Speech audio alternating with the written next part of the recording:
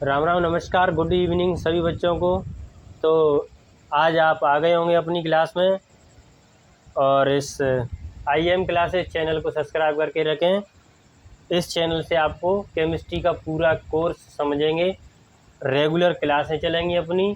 सभी बच्चे अच्छे रिजल्ट के लिए इस चैनल को सब्सक्राइब रखें और अपने सभी दोस्तों तक शेयर करते रहें, ताकि सभी बच्चे, जिन बच्चों ने अपनी कोचिंग कहीं पर नहीं लगाई है, वो यहाँ से अपने कोर्स को कंप्लीट करेंगे, वो भी बिल्कुल फ्री में। ठीक है। तो पिछली क्लास में हमने 2 प्रश्न आपको दिए थे। 2 प्रश्न आप कंप्लीट कर लिए होंगे आपने। बिल्कुल सिंपल थे, परिभाषा वाले प्रश्न थे। ठीक है। और ये आपकी इनऑर्गेनिक केमिस्ट्री चल रही है, इसमें आपने 2 प्रश्न कंप्लीट कर लिए हैं। आज प्रश्न 3 की बात करेंगे। प्रश्न 3 का नाम है सांद्रता के आधार पर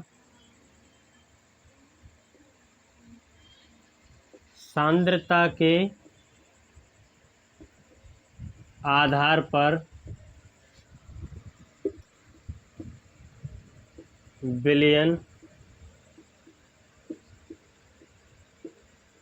कितने प्रकार के होते हैं।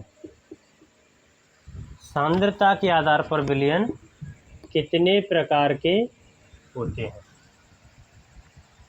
इस प्रश्न को समझेंगे अपन आज। विलयनों के प्रकार किसके आधार पर? सांद्रता के आधार पर। सांद्रता क्या होती है? सांद्रता होती है विलय पदार्थ पर डिपेंड करती है सांद्रता। यानी कि अपन विलय पदार्थ ज़्यादा मिला रहे हैं तो सांद्रता बढ़ जाएगी, कम मिला रहे हैं सांद्रता कम हो जाएगी। तो विलय पदार्थ को कितना मिला रहे हैं, कितना नहीं मिला रहे हैं, इसके आधार पर विलयनों का भी डिवाइडेशन किया गया है कि विलयन कितने प्रकार के होते हैं। तो इस सांद्रता के आधार पर विलयनों के प्रकार। पहला विलयनों का प्रकार होता है, इसे कहते हैं अपन तनु विलयन। तनु विलयन कॉपी में लिखेंगे अपन तनु विलयन। तनु विलयन क्या होता है आपको बताएं। तनु का मतलब होता है बिल्कुल पतला सा द्रव। यानी कि पतला द्रव होगा तो इसमें विलय क्या ज़्यादा होगा? नहीं होगा। कितना होगा? बहुत कम होगा। विलय कितना होगा? बहुत कम। अच्छा, विलय कम है और विलायक क्या होगा? बहुत ज़्यादा। यानी कि 1 बाल्टी पानी में 1 चम्मच शक्कर डाल दो तो कैसा विलयन बनेगा? तनु ही बनेगा। और 1 गिलास पानी में 10 किलो शक्कर डाल दें, फिर कैसा बनेगा विलयन? तनु बनेगा या सांद्र? फिर बनेगा विलयन सांद्र। यानी कि अब विलायक की मात्रा कैसी होगी? ज़्यादा होगी, बहुत। तो तनु विलयन में क्या होता है? ऐसा विलयन लिखो, ऐसा विलयन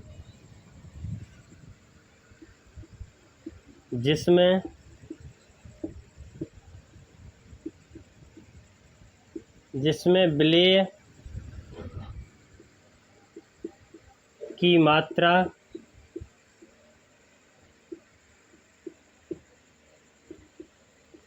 विलायक से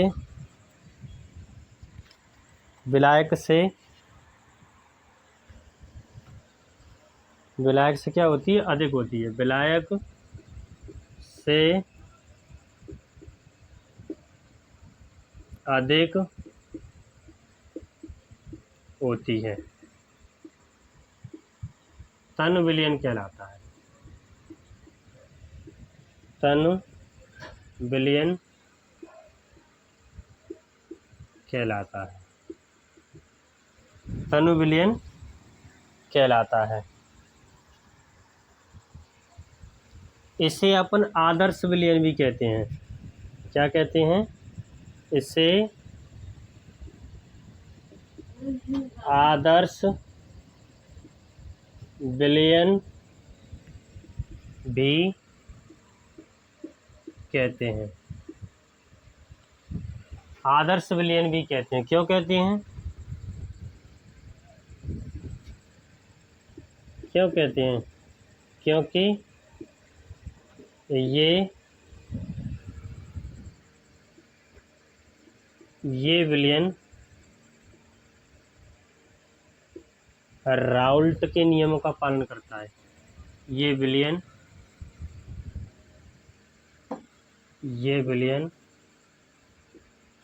राउल्ट के नियमों का पालन करता है। राउल्ट के नियम का पालन करता है, इसलिए क्या सा विलयन रहता है? तनु विलयन रहता है। ठीक है, समझ गए होंगे। अगला विलयन देखो तो कौन सा है? सांद्र विलयन।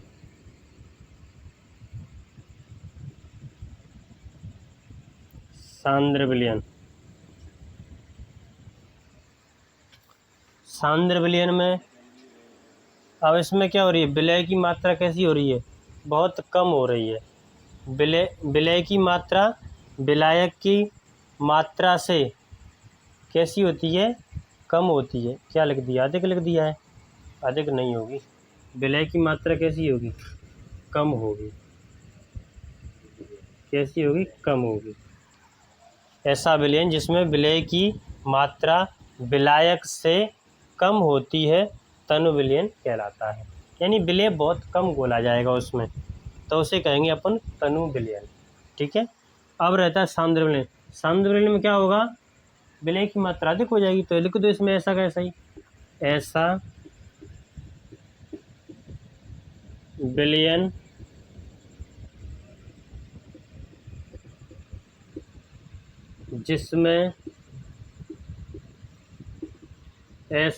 जिसमें दो बार जिसमें लिख दी। ऐसा विलयन जिसमें विलेय पदार्थ की मात्रा क्या होगा?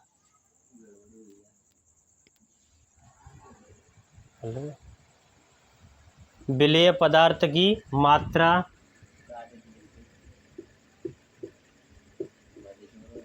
विलायक से अधिक होती है। अधिक होती है, कॉमा करके लिखते हैं, सांद्र विलयन कहलाता है। सांद्र विलयन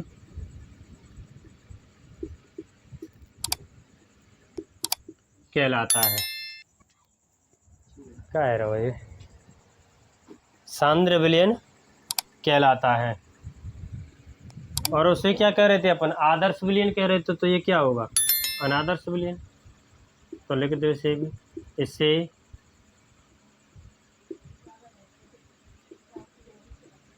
इसे अनादर्श विलयन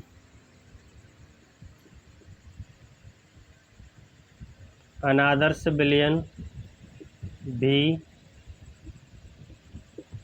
कहते हैं। इसे क्या कहते हैं? अनादर्श विलयन भी कहते हैं। ऊपर से लिख लिया होगा, ऊपर से कंप्लीट किया होगा। इधर से साफ कर दें इसे।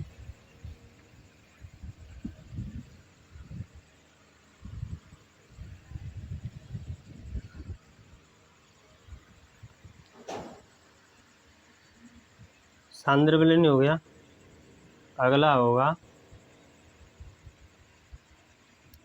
कितना नंबर आएगा? 3 नंबर। 3 नंबर क्या होता है? संतृप्त विलयन। संतृप्त विलयन। संतृप्त विलयन। संतृप्त विलयन से क्या पता चल रहा है?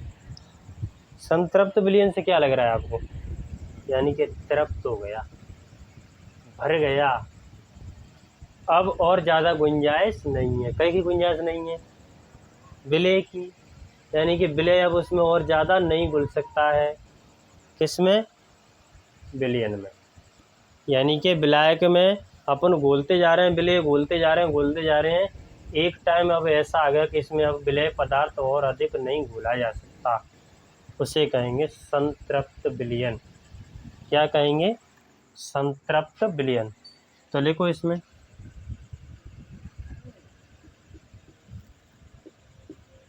ऐसा विलयन, ऐसा विलयन जिसमें, ऐसा विलयन जिसमें एक निश्चित ताप पर, निश्चित ताप पर विलेय पदार्थ की मात्रा और अधिक नहीं घोली जा सकती, और अधिक नहीं घोली जा सकती है, उसे सांद्र विलयन कहते हैं। उसे सांद्र विलयन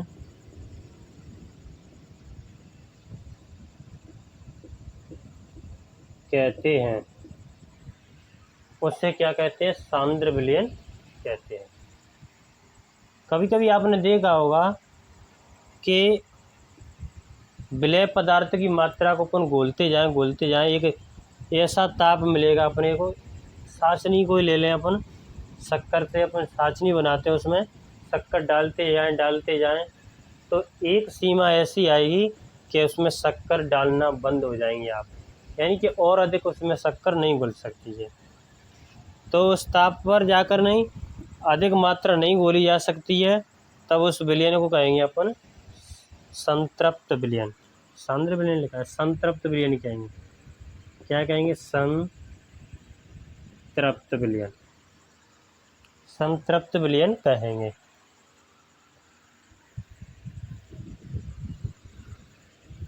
ठीक है, अगला कौन सा रहेगा? असंतृप्त विलयन।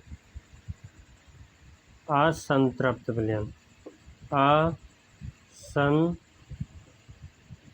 विलयन। असंतृप्त विलयन में क्या होगा? इसमें विलेय पदार्थ की मात्रा और अधिक नहीं घोली जा सक रही, लेकिन असंतृप्त में और अधिक घोली जा सकती है। वो कैसे संभव होती है? वो ताप के द्वारा संभव होती है। उसको क्या होता है, और अधिक टेम्परेचर पर गर्म करेंगे तो उसमें और अधिक मात्रा भी घोली जा सकेगी। तो इसमें क्या होंगे? लिखेंगे अपन ऐसा विलयन,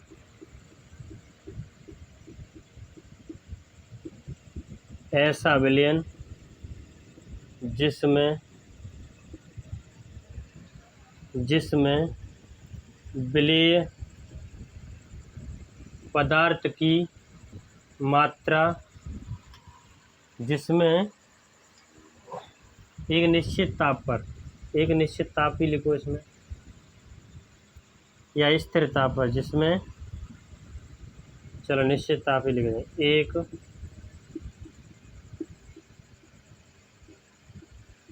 निश्चित ताप पर, निश्चित ताप पर विलेय, विलेय पदार्थ की मात्रा और अधिक नहीं आई, और अधिक घोली जा सकती है।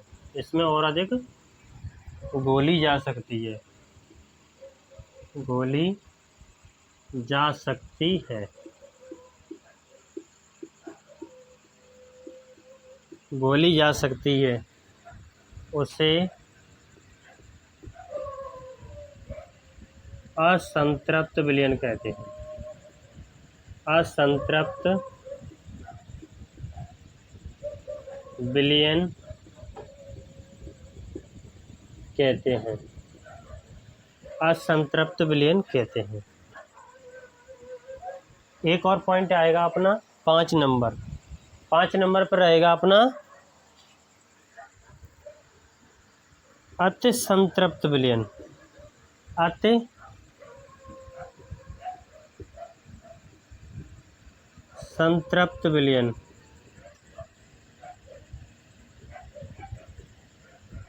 अति संतृप्त विलयन। अति संतृप्त विलयन। तो अति संतृप्त विलयन में क्या होगा? अति संतृप्त विलयन में विलय पदार्थ की मात्रा संतृप्त विलयन से अधिक होती है। कैसी होती है? संतृप्त विलयन से अधिक होती है। तो लिख दो ऐसा विलयन, ऐसा विलयन जिसमें, ऐसा विलयन जिसमें विलेय पदार्थ की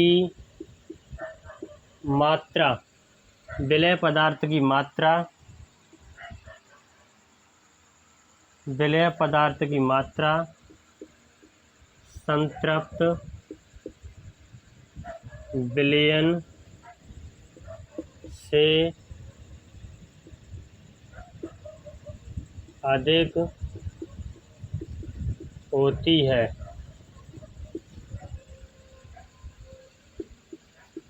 अति संतृप्त, अति संतृप्त विलयन कहलाता है। अति संतृप्त विलयन कहलाता है। अति संतृप्त विलयन कहलाता है। तो ये रहे अपने सांद्रता के आधार पर विलयन के 5 प्रकार, और ये पांचों प्रकार आपने अच्छे से समझ ले होंगे और उम्मीद है आपकी समझ में आए होंगे। याद कर लें आप इनको, रिवीजन रहा के इनका पक्का, तो आपको ये याद रहेंगे।